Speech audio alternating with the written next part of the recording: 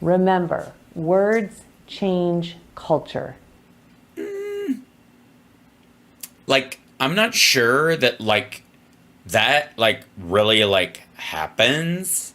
Bethany, with your extensive experience with both domestic and international policy issues, God help us all. and in light of your role in leadership positions at USAID, can you walk us through some examples of how the left uses words, weaponizes really, Yes. words and definitions? Yes, Queen. And if you could do that in a context of the cross-cutting issues that are identified in the mandate for leadership, and really as we understand the cross-cutting issues were identified.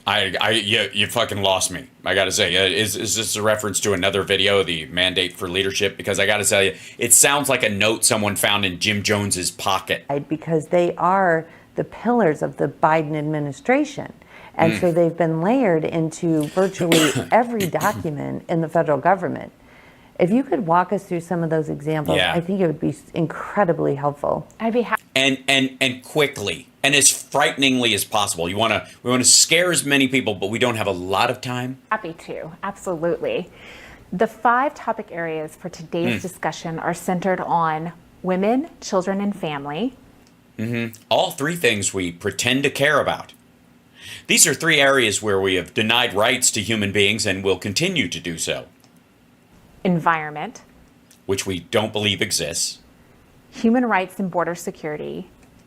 Because we tie those together so we can tell murder stories that happened while Trump was president, but we'll pretend they didn't. The gender cult. Which I don't know, it's something about women should be in positions of power and it would be fine if we had a lady president or some nutty bullshit. And equity. The first. Oh my God, not equity.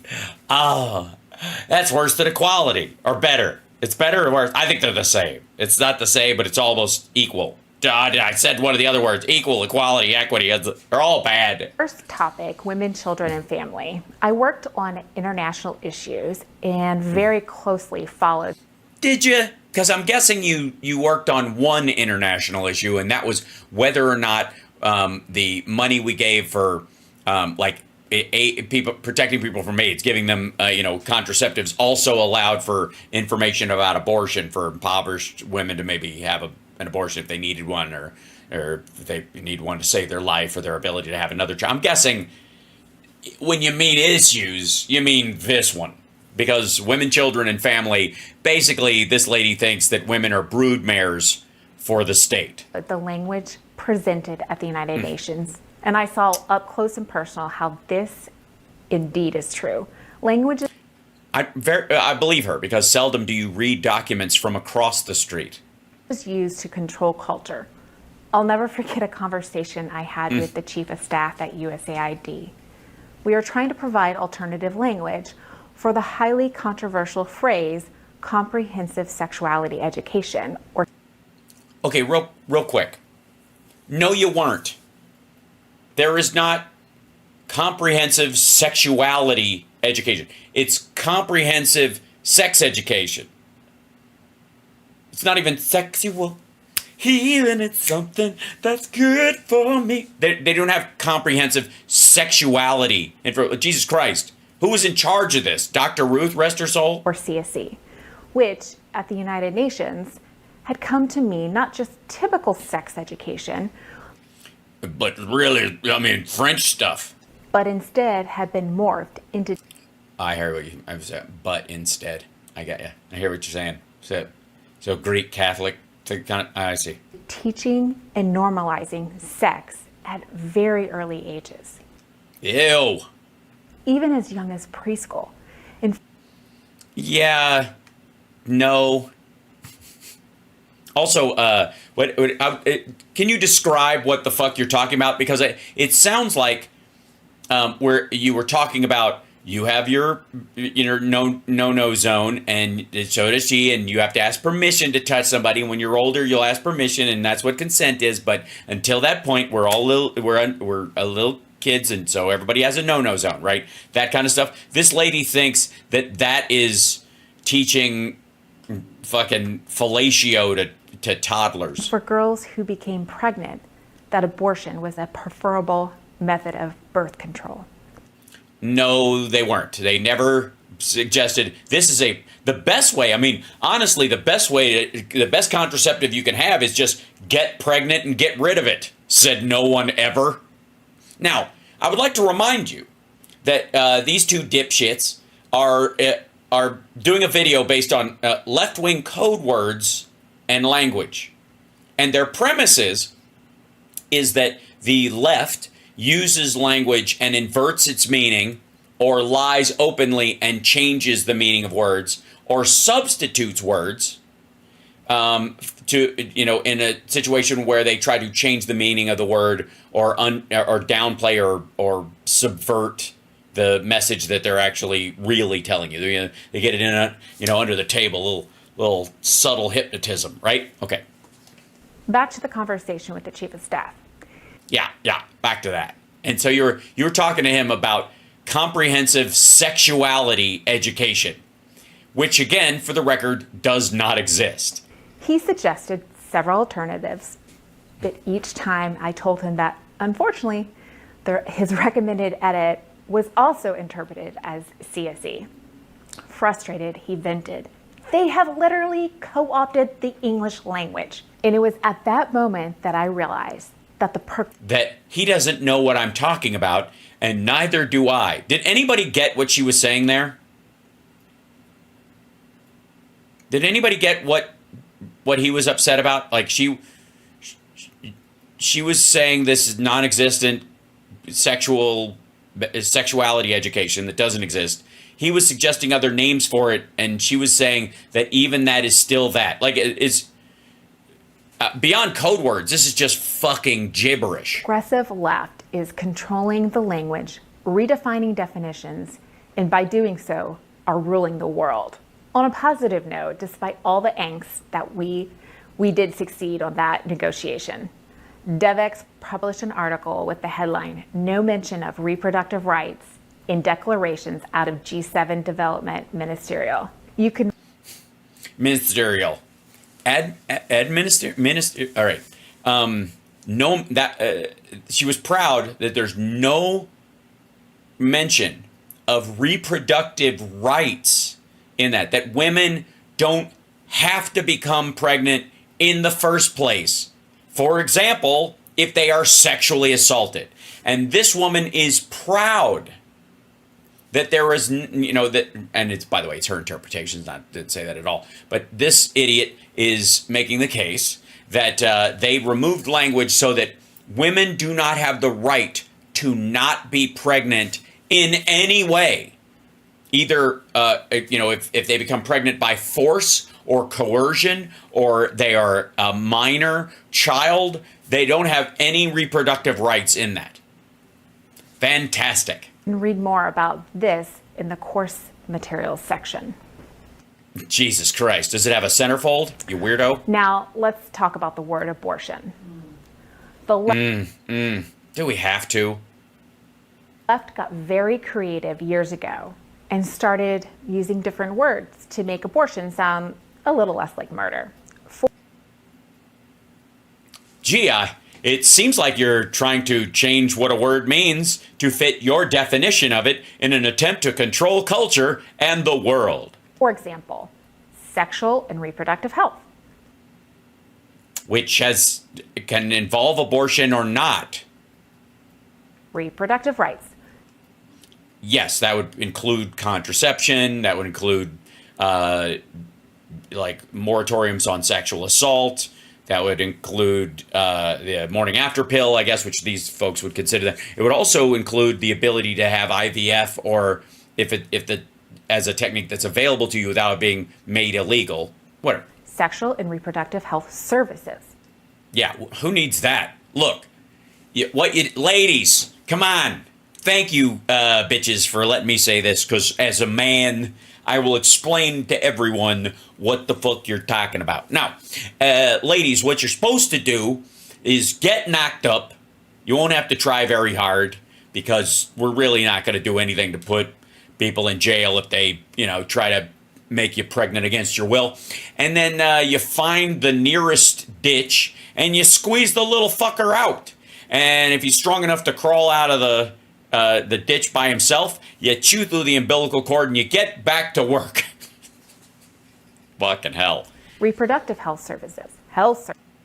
Services. Yeah, why would they call stuff health services? And of course, health services always includes abortion. That's what happens when you get an appendectomy these days. What they do is they abort your appendix. I don't know if you know that. Sexual and reproductive health and reproductive rights. Sexual and reproductive health and rights. Yeah, but I don't know why you need to hammer all of those, because again, they don't necessarily include can, but don't. It seems odd. So you want to get rid of all those things because they may include abortion, even if they don't. All of these include abortion. No, they don't. Well, no, they do because they should, but they're not guaranteed because of it. And like just because someone goes in for a fucking I don't know, like an ultrasound, doesn't mean that her services are including an abortion, because she's planning on carrying the child to term. Now, if she gets into trouble and it becomes ectopic, or it becomes deformed and attached to her, and they have to do a therapeutic abortion to save her life, then yeah, she would need one later. It would be included in that to save her life and her ability to have kids in the future. Never mind. I'm sorry. What am I to say? I'm just a dude. I have a penis. I have no say in this whatsoever, except according to these ladies, which somehow I have more say than they do. For years, we knew that the terms above that I just mentioned had been used and that they were code for abortion. No, they're not. Abortion is included in all those things, but that's not like I'm going for an ultrasound. Oh my God, you're going to kill it? Like, what the fuck? The left and the career bureaucrats at state and USAID told us, oh, no, no, no. But then when I was negotiating with Canada for the G7 Canada Development Ministerial, I said, well, can we just use these terms and add that does not include abortion? And their response was telling. They said, but it does include abortion. Even with that admission, I had a difficult time convincing political appointees that these terms were co-opted. Okay, again, do you see this fucking crazy person? So all those other services also include abortion, means that all those things just mean abortion. They are just mask words for abortion. That's how she thinks about it. Like if you put any of these things in, you have to exclude abortion in particular, but for the fact that it will, if it's the possibility for that, then it all just is code for abortion. Because remember, the left wing twists words to mean things they don't, and they use language to control the world.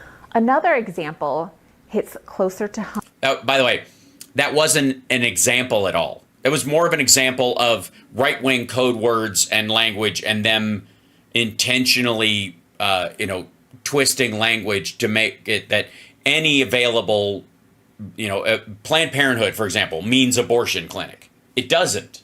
It's one of the things they do, but it's not even the majority of the things that they do. Home and highlights how imperative it is. Also, I would like to remind you that right-wing, nowhere in the Project 2025 are like pre and postnatal care and financial assistance for mothers, or any of the stuff that would make you not have an optional abortion, for example, never discussed. Never. There's not in all of these videos, there's never a point where they go, we need to encourage women to have a child, even in the most extraordinary. So we need a great adoption system that's bulletproof, so that no one would ever have to worry that their child be raised by a religious nut or a psychopath or something like that, or put in a foster home with 10 other kids and abused or whatever. You know what I mean? Right. It is for political appointees to ensure definitions are correct and explicitly followed. 3 days after President Trump took office on January 20th, 2017, he issued a presidential memorandum regarding the Mexico City policy. This became known as the Protecting Life and Global Health Assistance Policy. This would be the one that lines up perfectly with what he said to Chris Wallace. And how these people think of Donald Trump is, even if he says he is not going to sign a national abortion ban, he is going to sign a national abortion ban. And it will not have exceptions for rape, incest, or life of the mother. If you bitches wanted to survive childbirth, you shouldn't have bit the apple in the first place. Go check the first 5 pages of your Bible, and you'll know you brought this on yourselves. That's the plan. That's the standard. Or the expanded Mexico City policy. When I arrived at USAID in June 2017, I was the first political appointee in a bureau outside the front office, and the 6th political appointee in the building. Despite President Trump issuing... I honestly don't know what you're saying. I'm sitting here in a purple dress, staring at you, going, are those contacts you're wearing? And why do you look like the lead singer of Kathmandu? A presidential memorandum at the very onset of his administration to immediately change course and to protect life, even months later, his guidance was ignored. I remember hearing careers refer to this policy and even seeing documents that referred to it as the global gag order. I immediately told the career staff that we do not refer to it as the global gag. We don't call it the global gag order because that is twisted language. And all we're saying is you can't mention abortion. Because we're the free speech country. And it's not an option, even though it is. Gag order, but instead appropriately as the Protecting Life and Global Health Assistance policy. The Protecting Life and Global Health Assistance policy. Anyways, I'm sorry. It took me a minute to kind of process that phrase. Can you go back to saying the left manipulates language okay. To some, it may seem inconsequential, but it actually was completely undermining the president and the American people who had elected President Trump. Yeah, but he lost the popular vote. So fewer people voted for this shit. It's not like he had a runaway mandate, dum-dum. So opposed to this policy change, the left actually started a new organization and an international movement called She Decides, which invited NGOs and other foreign governments to join and actively promote abortion services and advocacy. Essentially joining... And by the way, I know what you're thinking. I don't know what agnesy is either. I think she means advocacy, but maybe not. Maybe Agnes knows something we don't. But I would like to point out that these lunatics at the Heritage Foundation and Project 2025, who are absolutely attached at the medulla oblongata with the Trump campaign and what they would hope is the Trump transition in White House, that these folks specifically have a problem with, they instituted a government policy, and the public outside of that public policy, that government policy, created their own backfill to it to provide people with information. That's the problem she has right here. That's what she's trying to explain, that the government stopped doing something, so private advocates started doing it themselves. It's almost, how can I put this? It's almost as if, I don't know, when Bill Clinton got elected, they somehow thought, oh my God, conservative thought isn't getting, it's getting short shrift in this Democrat-run government. And so therefore we will form, I don't know what we'll call it, something based on heritage. We'll call it the Heritage Foundation. How dare they? And actively promote abortion services and advocacy. And agnesy, which sounds painful. Essentially joining together to try to counter what the Trump administration was doing to protect life. What? Wait a minute. Private citizens and private organizations tried to go against the federal government? What? How is that even allowed? Why? Oh my God. He's got her button on his desk for a reason. He should use it. Language matters. Bethany, it's incredible how It is. It's incredible how the left, as soon as we set up a government policy, they go and fix shit on their own, I think. Thank you, Martin, and thanks. Somebody just did a super chat button, and there. Oh, Judd, thank you so much. Left is able to make killing children and babies a pro movement. I mean, Yeah. By the way, I would like to remind you, this is about how the left twists language. their narrative is just incredible. And It is incredible. And incredible is such an incredible word. Wouldn't you say it's incredible? so opposite of what the reality of the situation is.